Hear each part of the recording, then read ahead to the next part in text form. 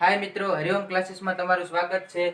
आगळ आपणे example number 3 જોઈએ तो जेमा खूणो C काटकोण कयो काटकोण छे 90 अंशनो C तेवा कोई त्रिकोण ABC लो। एमा AB बाजू बराबर 29, BC बराबर 21 અને ખૂણો ABC थीटा आपेलो तो निम्नलिखित मूल्यों मेळવો। एमा पहेલું છે cos square theta plus sin square theta અને બીજું છે cos square theta minus sin square theta. હવે cos અને sin ની આપણે કિંમત મેળવવી હોય તો ત્રણે ત્રણ બાજુની આપણી પાસે જરૂર હોવી જોઈએ। તો આમાં ખૂણો કયો કીધો છે આકૃતિ દોરવી તો કાટખૂણો કયો આપ્યો છે C। તો આવડો આ ખૂણો 90 અંશનો તો આ કયો ખૂણો થયો C। તો આગળ નામ આપી દેવી A ત્રિકોણ AB અને C। तो AB ની કિંમત આપણને આપી દીધી 29 અને BC ની કિંમત આપી દીધી 21। રેડી। હવે cos અને sin ની કિંમત આપણે મેળવવી હોય તો ત્રિકોણમાં ત્રણેય બાજુની કિંમત આપણી પાસે હોવી જોઈએ। એમાં બે આપેલી દીધી અને ત્રીજી મેળવવાની છે। તો આપણે પાયથાગોરસના પ્રમેય ઉપરથી મેળવવી ત્રિકોણ ABC પરથી पायथागोरस नो प्रमेय आयमा लगाडवी तो कर्ण नो वर्ग એટલે AB नो वर्ग बराबर AC नो वर्ग प्लस BC नो वर्ग। આપણે મેળવવાની છે AC તો આ BC સ્ક્વેર ને ઓલી બાજુ લઈ જાય તો કેવું થાય માઈનસ। તો AB square minus BC square બરાબર AC સ્ક્વેર। હવે આ બંનેની કિંમત આપણી પાસે આયા છે તો AB સ્ક્વેર AB ની કિંમત શું આપી દીધી 29 તો 29 નો સ્ક્વેર માઈનસ BC ની કિંમત આપી 21 તો BC ની કિંમત 21 નો સ્ક્વેર બરાબર AC સ્ક્વેર। હવે આ બંનેનો શું કરવાનું વર્ગ તો 29 નો વર્ગ કરો તો 841 માઈનસ 21 નો વર્ગ કરવી તો 441 बराबर AC ની કિંમત તો આપણે મેળવવાની એટલે એમ ના। હવે 841 માંથી 441 બાદ કરવી તો આવે જવાબ 400 બરાબર AC નો વર્ગ। આ આપણને મળ્યો AC નો વર્ગ। આપણે તો AC ની કિંમત ગોતવી તો બે બાજુ આપણે વર્ગમૂળ કરી નાખવી તો 20 નું વર્ગમૂળ 400 અને આ ખાલી આ બાજુ AC AC ની કિંમત આપણને શું મળી 20। આવી રીતે ત્રણેય બાજુ મેળવવાની રહે। હવે આપણે પહેલો પોઈન્ટ જોઈએ તો પહેલો પોઈન્ટ શું છે તો કે cos square theta plus sin square theta. હવે આમાં આપણે cos સ્ક્વેર અને sin સ્ક્વેર ની કિંમત મેળવવી તો આમાં cos થીટા ની કિંમત મેળવી તો cos થીટા બરાબર cos નું સૂત્ર થાય પાસેની બાજુ છેદમાં કર્ણ। ખૂણો આપણે કયો લેવાનો છે थीटा એટલે આપણે આ B ખૂણો રાખી દઈએ તો B ખૂણો थीटा લેવી તો એની પાસેની બાજુ થઈ BC એની કિંમત 21 અને કર્ણ એટલે AB એની કિંમત 29। એવી જ રીતના sin ની કિંમત મેળવવી તો sin थीटा બરાબર આમાં તે ખૂણો કયો રાખવી B તો sin નું સૂત્ર શું થાય સામેની બાજુ છેદમાં કર્ણ। સામેની બાજુ B ની સામેની બાજુ AC એની કિંમત 20 અને કર્ણ AB એની કિંમત 29। હવે cos થીટા અને sin થીટા ની બંનેની કિંમત આ સમીકરણમાં મૂકી દેવી તો શું થાય તો કે cos સ્ક્વેર થીટા ની કિંમત પ્લસ sin સ્ક્વેર થીટા તેથી cos સ્ક્વેર થીટા ની કિંમત 21 ના છેદમાં 29 આખાનો square plus sin square theta ની કિંમત 20 ના છેદમાં 29 આખાનો વર્ગ। હવે આગળ આપણે જોઈએ તો આ બંને બાજુ વર્ગ અને વસાળે પ્લસ તો આ 29 આપણે લસા લઈ એકવી તો ઉપર 21 નો સ્ક્વેર પ્લસ 20 નો સ્ક્વેર।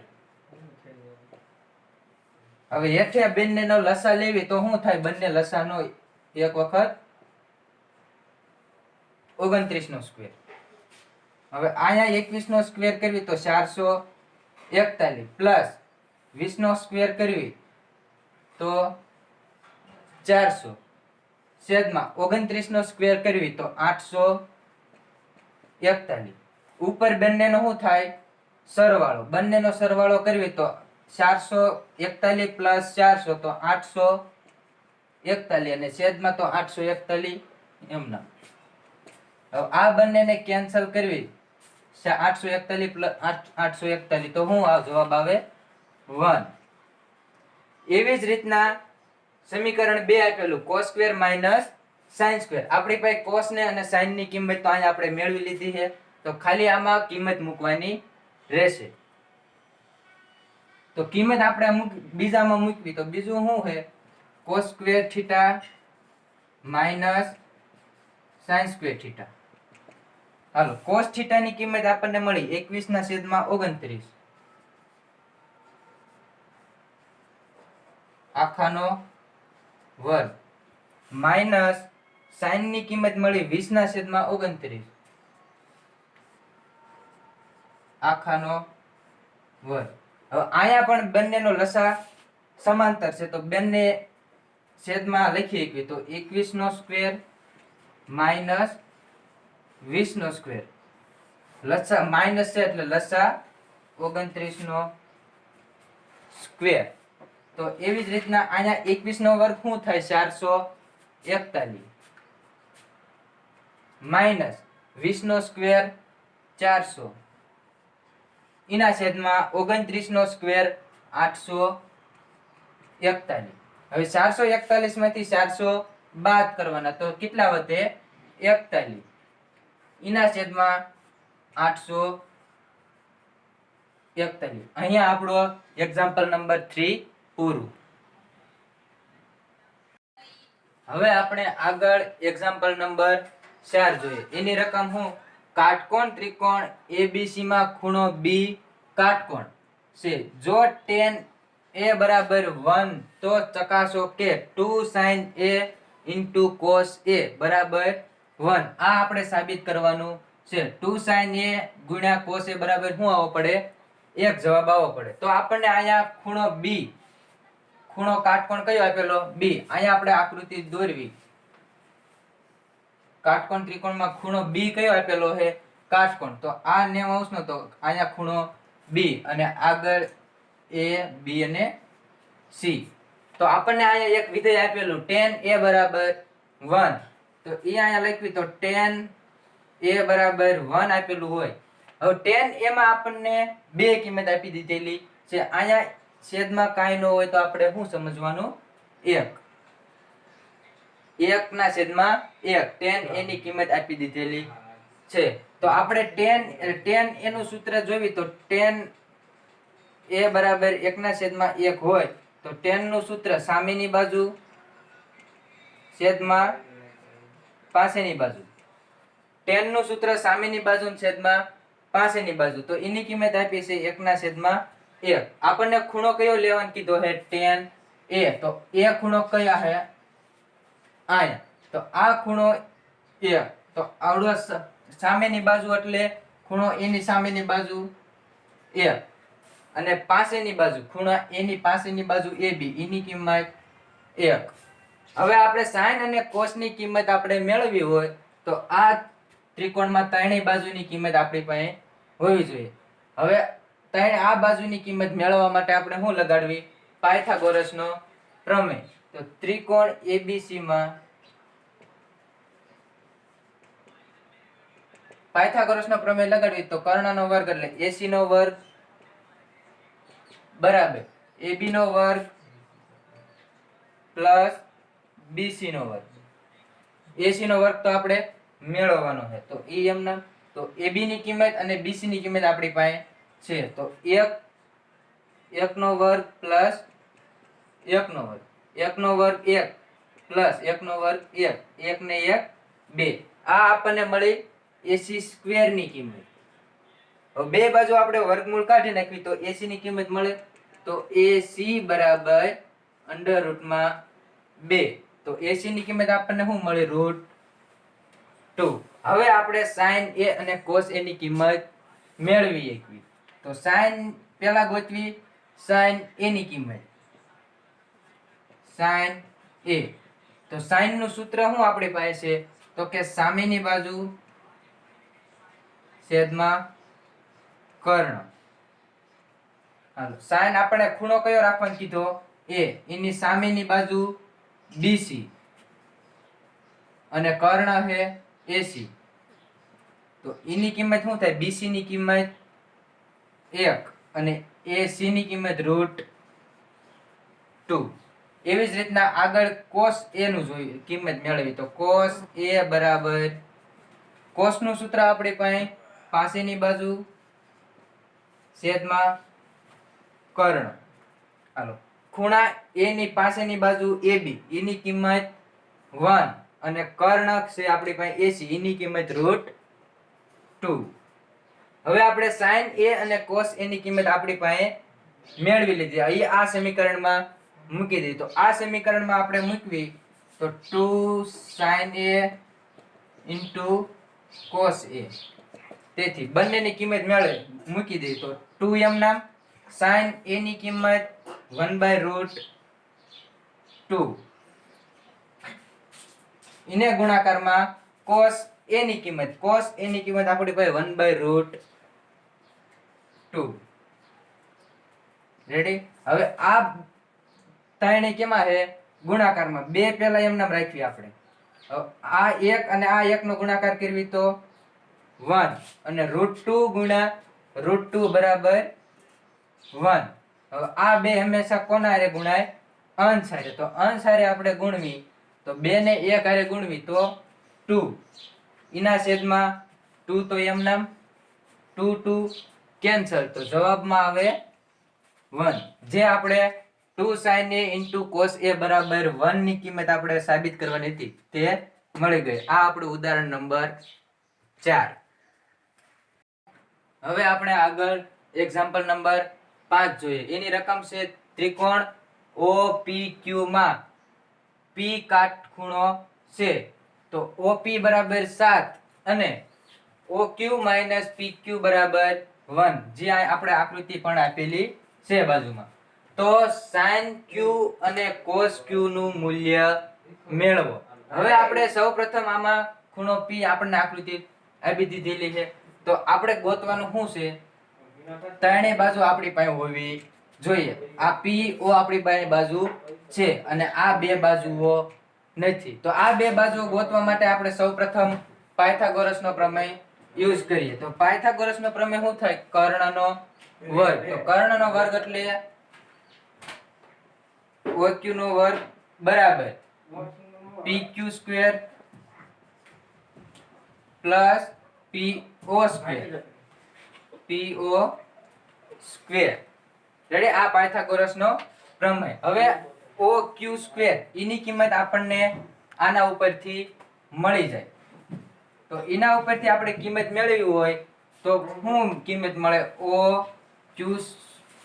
OQ ની કિંમત આપણને મળે, આ PQ ઓલી બાજુ વહી જાય શું થાય? પ્લસ. તો 1 plus PQ. Ready?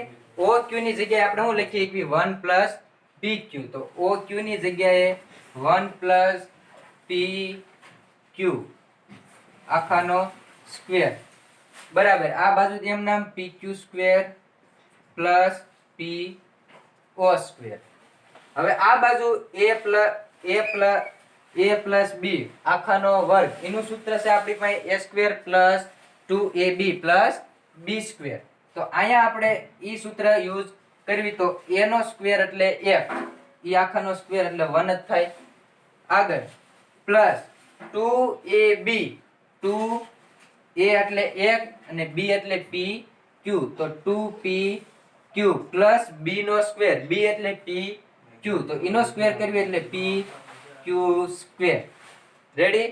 a plus b whole square એટલે a square plus 2ab plus b square બરાબર આ તો આપણી પાસે છે તે. તો pq square plus po square.